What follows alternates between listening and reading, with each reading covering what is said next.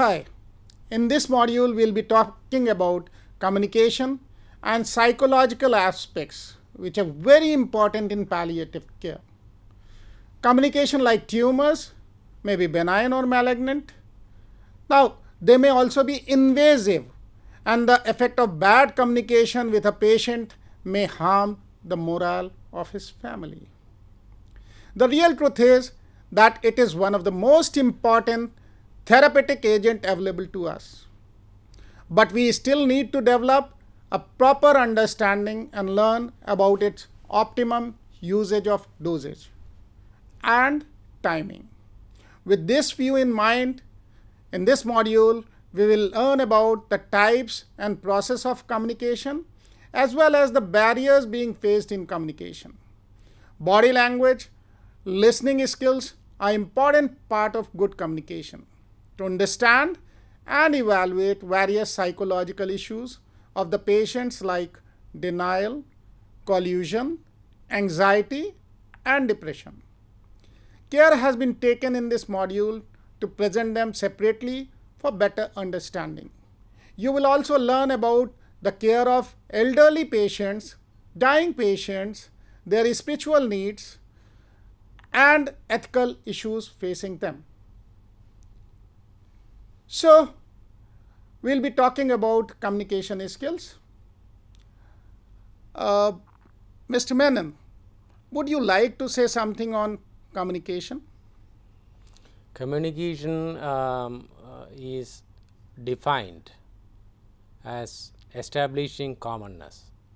This is generally used in our daily routine because we interact among ourselves and we need the skills required to convey our messages to the other person.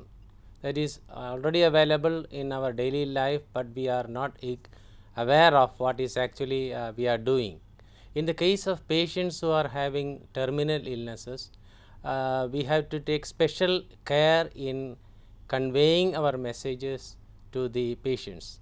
Sometimes it may have some bad effects, negative results and all that. So, in these situations we should know or we should be trained as to how a particular message has to be conveyed to the patient and the family members, and there are certain evidence based scientific methods we are following to achieve these objectives. Thank you. Nicely said. So, just to illustrate why communication is important, let us take an instance that all of a sudden you go into a community who doesn't understand your language and you don't understand their language. Now, Mr. Menon, how you are going to act in such a scenario? What would be the communication protocol in such a scenario? Communication, as I said earlier, we are trying to establish commonness among us. So, in the case of the patients, we are dealing with patients of various types, and not only the patients, the caregivers are also of a different mental stature. They may be having tension, distress, how to go about with the present situation of the patient, whether it is treatable, whether he can be cured. A lot of things will come to the mind of the caregiver. So, in order to address these issues, it may not however be possible for us to address all the issues, but generally we try to overcome these situations. We will try to teach them how to overcome such situations, and we have scientifically proven methods we follow in conveying our messages to the patients and their family members. And we have got, as we already have in the modules, we have got a very illustrative examples of how communication and effective communication is taking place among ourselves, among the providers of palliative care, among the beneficiaries of the palliative care, and how these communication will naturally fetch rewarding results. Thank you. So, you have been more expressive in terms of patients and caregivers. Yeah. Now, I'll just continue on my question. So, when I reach to a person who doesn't know my language and I doesn't know his language. So how do we do?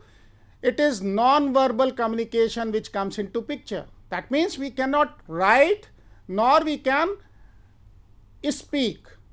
Now we have to make gestures to make that person understand what I am trying to say. And probably that person is going to make gestures to make us understand what he wants to say. And that was basically the primitive form of communication. Although it is not very much existent now, but many a times we may land into a situation where we have to use non-verbal communication. So in this case, when we are interacting with a patient, many a times there may be a scenario that the patient is from rural background, he doesn't understand your language or your slang. However, and you may not be able to understand the slang of the patient. And in such a case, it is your body language which speaks to the patient. So would you like to add something on this? Yeah, barrier is everywhere, especially in communication also. We always come across or encounter similar situations when we come into contact with patients or their family members. Especially when we are in a different location, the language barrier is already there. As Dr. Piyush has rightly said, local language may be different, dialects may be different, and the body language plays a vital role in communication. Communication, as he said, they are generally classified into two, verbal and non-verbal communications.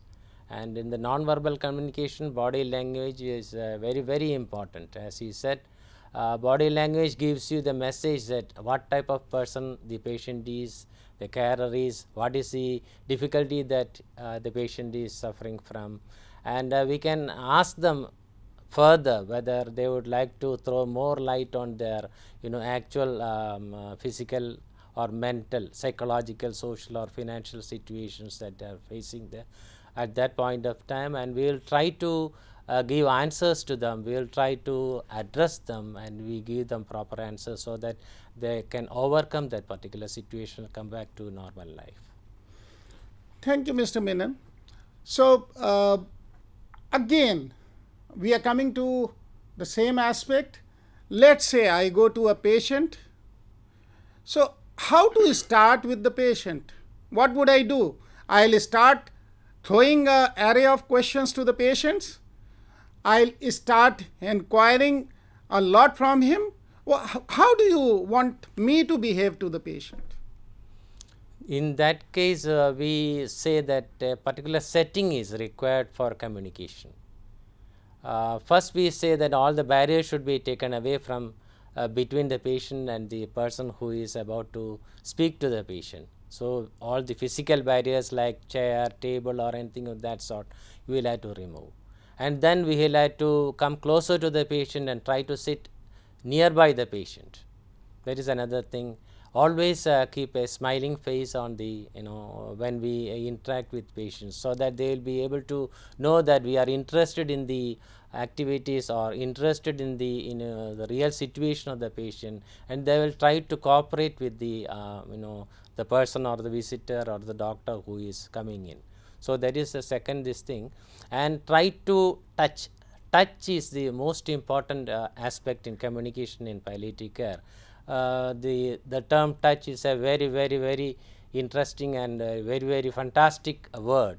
If you touch a patient, then only the communication process completes, and the patient will be in line with the mental stature of the person who is visiting the patient, and he will try to give you answers to the questions that the doctor or the person who is visiting the patient is asking for.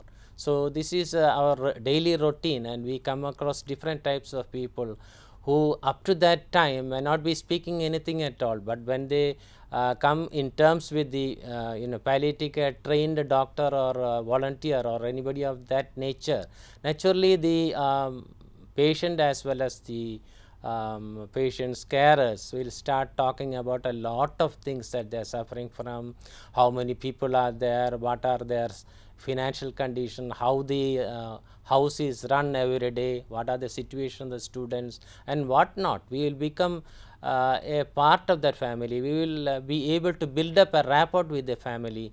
So, communication is very, very important in understanding the actual situation of the patient, and we have a lot of experience from our own, over a period of 3 decades or so. We have a lot of experience understanding the situation of the patient, and we can do a lot of things actually after understanding the real situation of the patient and their family members. Thank you. With this, we are winding up this session, and be prepared to join us in the next session. Thank you. Thank you.